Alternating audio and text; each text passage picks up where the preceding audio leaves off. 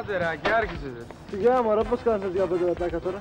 Ρε εσύ κοίτα μια κουκλάρα που περνάει. Κάτι κουκλάρα ρε, δεν ξέρω, μπαρόβια είναι. Πάμε να φύγουμε. Σοβαρά ρε, υπάρχουν τόσο όμορφα κορίτσια στα μπαρ.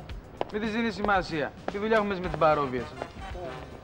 Άντε ρε στη μάνα σου μην πάει κανένας άλλος. Όμως για να σε δω, εσύ δεν ήσουν προχθές στο μπαρ. Τώρα θυμάμαι.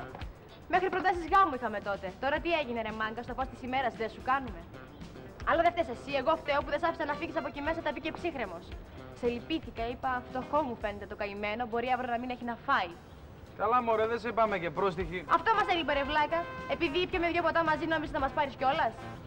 Δηλαδή, τι κάνεις εκεί στα μπαρ. Τι θέλεις να κάνουμε, σερβίρουμε ποτά και παραμυθιάζουμε αυτούς που έρχονται να μας παραμυθιάσουν. Καλή ώρα σε το φίλο σου. Δεν λέω για όλους ότι είναι ίδιοι, Υπάρχουν και κυμπάριδες. Αλλά σαν για αυτόν τους έχουμε χεσμένους. Και άμα δούμε κανένα τέτοιο στον δρόμο, λέμε ναι, ο μαλάκας που ήταν χθες στο μπαρ.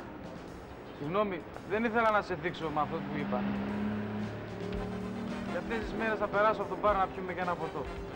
Εντάξει, δεν τρέχει τίποτα. Και άμα έρθείτε όλα πληρωμένα από μένα. Για χαρά. Γεια.